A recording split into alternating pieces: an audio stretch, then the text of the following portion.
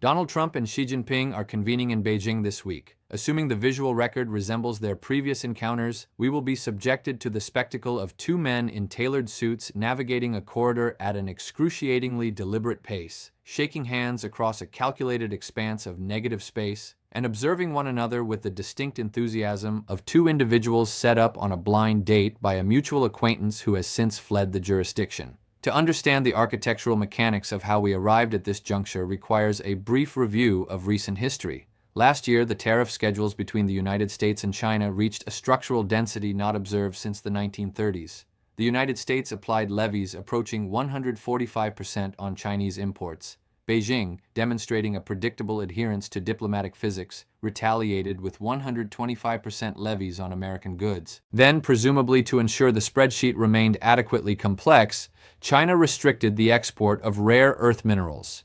These are the elemental components required for the production of everything from advanced aeronautical defense systems to domestic vacuum cleaners, though the global economy generally prioritizes the vacuum cleaners. This exchange of administrative friction proceeded until both administrations quietly recognized a fundamental limitation of trade wars. They had simply run out of inventory to tax. Consequently, they established a 90-day moratorium, which serves as our current operating environment and is scheduled to expire in November.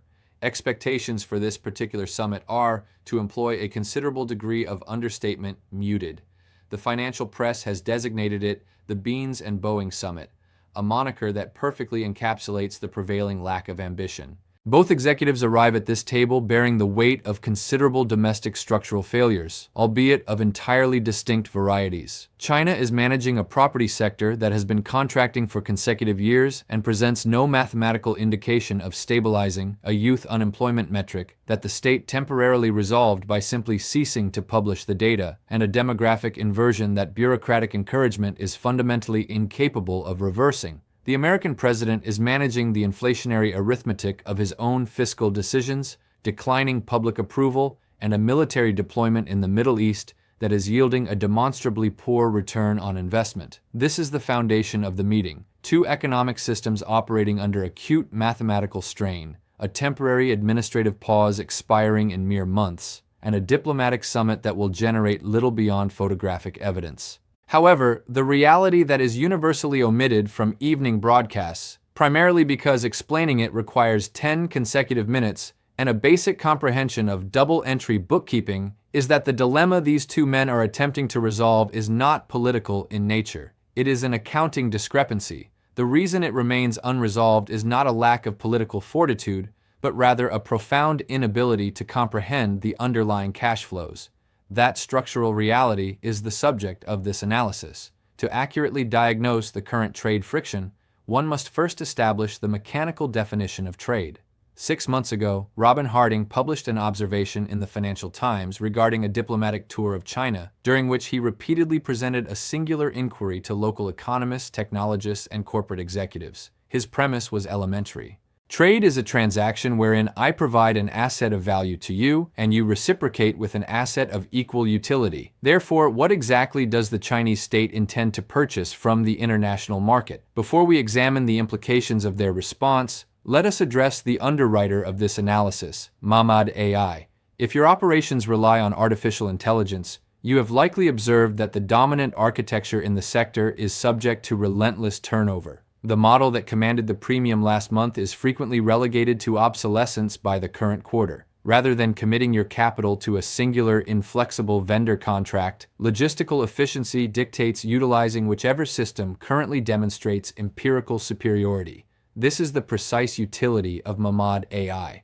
For a fixed monthly disbursement commencing at €10, the platform provides unencumbered access to the preeminent models, including GPT, Claude, Gemini, Grok, DeepSeek, and Mistral. You are insulated from structural degradation. When the technological hierarchy inevitably alters, you simply reroute your query. Furthermore, for those who calculate the value of proprietary data, a demographic that should encompass everyone, Moratorium operates in strict compliance with GDPR frameworks and explicitly prohibits the utilization of your queries to train external architectures. Your inputs remain your intellectual property. The platform extends beyond basic text generation, incorporating image and video synthesis, deep structural web research, document parsing, voice interaction, and reasoning frameworks, all consolidated within a highly functional interface. The access point is located in the description below. The uniform response was a statistical 0.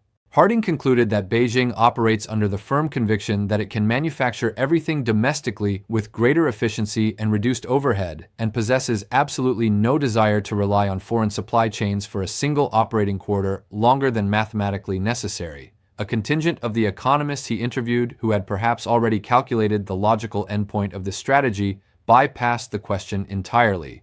Their proposition for what China might wish to acquire from the international market was simply permission for Chinese conglomerates to construct manufacturing facilities in Europe. This is not, strictly speaking, an answer to the inquiry, but it is a highly illustrative window into their assessment of the balance sheet. To a certain demographic of elected official, this might appear to be a masterclass in national strategy, at least until one reviews the basic mechanics of international exchange. The foundational premise, extending back to David Ricardo, is that trade is designed to be a mutually functional equation. The sole operational purpose of exporting your inventory is to acquire foreign currency, which you then deploy to purchase foreign assets that your own economy requires. If you systematically accumulate foreign exchange reserves with zero intention of ever deploying them, you have not executed a brilliant economic maneuver. You have merely amassed a very large collection of paper liabilities. Furthermore, if your structural objective is to systematically price the remainder of the global manufacturing base into bankruptcy, you will inevitably encounter a localized cash flow problem. Your clients will be entirely depleted of the capital required to purchase the inventory you intend to sell them. The logic is fundamentally flawed. It is the structural equivalent of the local baker aggressively pricing the butcher, the brewer, and the candlestick maker into insolvency, and then expressing mild confusion a few fiscal years later as to why the surviving populace lacks the liquidity to purchase a loaf of bread. During the initial integration of China into the global market in the early 2000s, their export volumes accelerated rapidly, but so did their imports. They were aggressively purchasing the complex capital equipment required to construct their industrial base. Today, as observed by analysts in the financial press, China's import ledgers are comparatively stagnant. They are liquidating inventory, but they are not acquiring it. This prompts a rather unavoidable question. If this mathematical model ultimately degrades the wealth of all participants, including the architect, why pursue it? To comprehend the motivation behind this allocation of capital, one must review the framework of Michael Pettis, a finance professor at Peking University. Pettis has documented this mechanism extensively, and his central thesis is that trade surpluses and deficits are rarely the product of deliberate trade policy. They are the strict, unavoidable accounting consequence of domestic savings and investment directives. The mechanics are quite straightforward. When a central authority suppresses household income via artificially low interest rates on consumer deposits, maintains an undervalued currency, and engineers weak labor protections, they are effectively executing a massive, quiet wealth transfer from the general populace to state enterprises and corporate manufacturers. This structurally forces the national savings rate upward. Because households are compensated significantly less than the value of what they produce, they mathematically cannot consume enough inventory to absorb the output of their own economy. Economists refer to this as financial repression. It is the precise ledger entry by which nations like China and historically Japan and Germany subsidize their industrial expansion by extracting capital from their own citizens. This accumulated excess capital must be allocated somewhere. Initially, it flows into fixed investment, and constructing logistical infrastructure that an economy actually requires does indeed generate legitimate economic value. However, once your capital expenditures exceed your productive requirements, once you have poured enough concrete for high-speed rail lines and unoccupied residential towers, continuing to allocate capital to construction no longer creates economic utility, it actively destroys it. The capital is dispersed, the gross domestic product metrics appear robust on paper, but the completed assets generate significantly less value than the cost of their construction. On a balance sheet, that negative discrepancy is recorded as debt. President Xi has reportedly dedicated a substantial portion of his administrative career to studying the mechanics of Japan's lost decades. One can only assume he viewed them as an instruction manual. In the 1980s, Tokyo systematically suppressed domestic consumption to underwrite investment-driven expansion. They constructed spectacular civil engineering projects, achieved remarkable technological efficiencies, and were widely projected by the financial press to eclipse the United States. Then, the accumulated leverage required servicing, and they spent the subsequent 30 years managing the deflationary fallout. Pettis maintains that the singular exit strategy from this structural trap is transferring capital away from investment-led growth and toward consumption-led growth. A government must cease subsidizing the manufacturing base and begin transferring wealth directly to household balance sheets, ensuring the domestic consumer base possesses the liquidity to purchase the inventory the nation manufactures. Bureaucrats, however, possess a profound aversion to this solution, because transferring capital to households necessitates relinquishing state control over asset allocation. Rather than submitting to that structural demotion, they opt to maintain the manufacturing subsidies. The domestic consumer base remains incapable of clearing the inventory, which means the excess production must be offloaded somewhere. It is exported as a trade surplus, not due to an overarching geopolitical conspiracy, but simply because the laws of double-entry accounting offer no alternative outlet.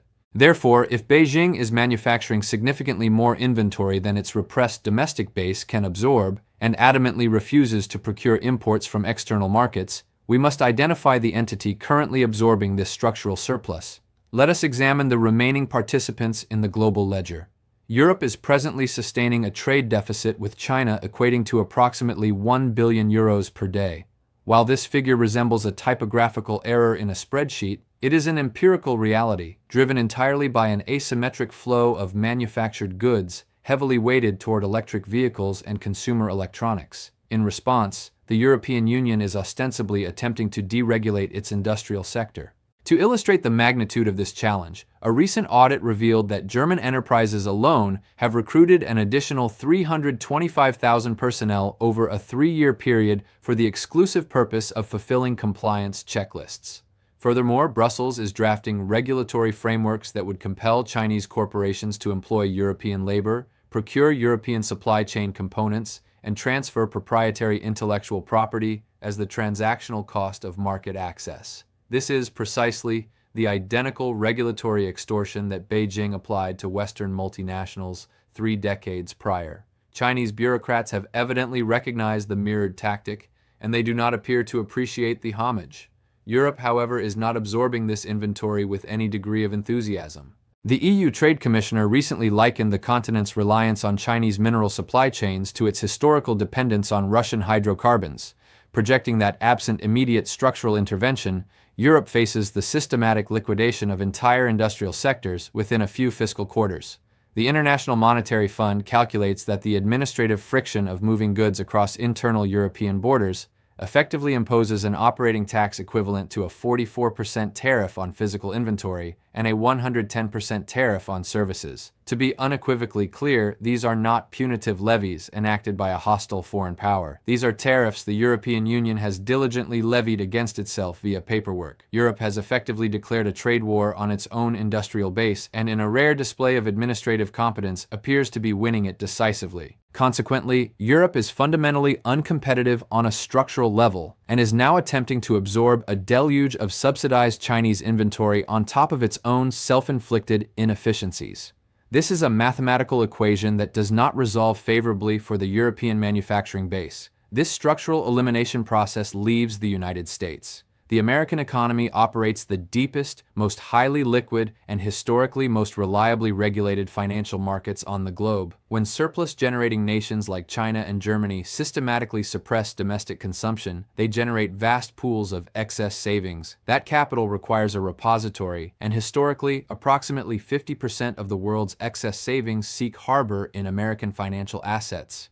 This occurs not because the American public issued an invitation, but simply because no alternative market possesses the sheer volume required to absorb that magnitude of liquidity. Here is where the strict rules of accounting assert themselves. When foreign capital floods into the United States, the American economy must, as an absolute mathematical definition, run a proportional trade deficit. This is not a policy preference negotiated by diplomats. It is a rigid balance of payments identity. The foreign liquidity is deployed to purchase treasury bonds and financial securities, not manufactured goods. The United States is transformed into the consumer of last resort for the global economy, compelled not by desire, but by the inescapable mechanics of double-entry bookkeeping. As Michael Pettis observes, the United States does not finance its own trade deficit. Surplus nations structurally force America to run one. An observer might assume that an ocean of foreign capital pouring into American markets would be a net positive, theorizing that it would finance the construction of new industrial facilities and compress interest rates. That hypothesis might hold true if American enterprise were starved for capital. They are not. American corporations are currently warehousing trillions of dollars in liquid cash reserves. They do not lack access to corporate financing. They lack a sufficient baseline of consumers possessing the liquidity to purchase more of the inventory they already manufacture. Consequently, the incoming foreign capital does not flow into productive, yield-generating investments. The broader economy is forced to absorb the inflow through alternative channels. As Pettis calculates, the ledger allows for only 3 potential methods of absorption. The excess capital can drive up structural unemployment, as subsidized foreign imports force domestic manufacturing into insolvency. It can inflate household debt, as consumers are forced to leverage themselves to maintain baseline spending levels. Or it can inflate the federal fiscal deficit, as the state issues debt to prevent the broader economy from entering a contractionary spiral. Given that elected officials harbor a strong professional aversion to managing mass unemployment, the United States has historically opted for a blended strategy of the second and third options. And here we encounter the mechanical failure that the legislative branch fundamentally refuses to process. Authorizing a massive fiscal deficit does not resolve the structural imbalance. It actively feeds the liability. Expanding the deficit necessitates the issuance of additional Treasury bonds. The increased supply of sovereign debt presents a highly attractive yield vehicle for surplus nations desperate to warehouse their excess liquidity. As this capital influx accelerates, the dollar artificially appreciates, rendering American exports mathematically uncompetitive and predictably expanding the trade deficit. Concurrently, the state's fiscal stimulus operates as an inflationary catalyst, which forces nominal interest rates upward, thereby increasing the servicing cost of the accumulated debt, which logically dictates further borrowing. It is a closed-loop accounting failure, and no quantity of choreographed handshakes in Beijing possesses the capacity to break it. To be entirely objective, functioning as the global consumer of last resort has provided certain domestic utility. The American economic engine is undeniably efficient. Labor productivity has expanded at approximately 2% annually over the preceding half-decade. Access to inexpensive domestic hydrocarbons ensures American industry operates on energy costs roughly half of those endured by their European counterparts. The system is structurally flexible and has absorbed these global imbalances for decades without triggering an immediate catastrophic default. However, compound interest remains undefeated. The Financial Times recently observed the U.S. Treasury liquidating 30-year paper at a 5% yield, a threshold unbreached since 2007. The cost of capital required to finance this operational shortfall is escalating materially. In a previous analysis regarding inflation, we reviewed the methodology of the Treasury Department under Scott Bessent, specifically their tactic of financing long-term obligations via short-term debt issuance, a maneuver economists have accurately categorized as stealth quantitative easing.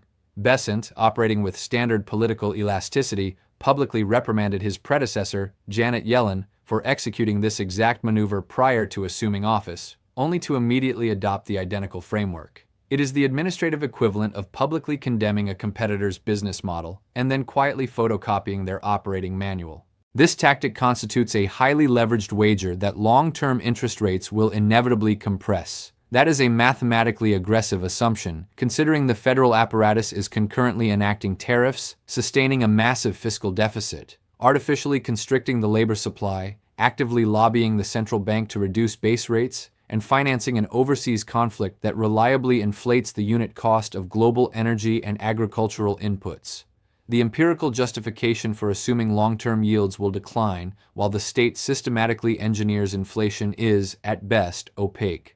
Financing a trade dispute by borrowing $1 trillion per quarter while gambling on rate compression is a strategy rooted more in theology than economics. This structural impairment is not novel. As Martin Wolf recently documented, the pressure to reconcile these balance sheet imbalances surfaces predictably every 2 decades: the 1920s, the 1960s, the 1980s, 2008, and the present. The 1920s iteration concluded with a global deflationary spiral and mechanized warfare. The 80s iteration was temporarily managed via the Plaza Accord, an agreement to forcibly restructure exchange rates. The 2008 iteration concluded with a systemic banking collapse. Historically, the menu of options is limited to coordinated international accounting adjustments or acute financial catastrophe. The data suggests a strong historical preference for the latter.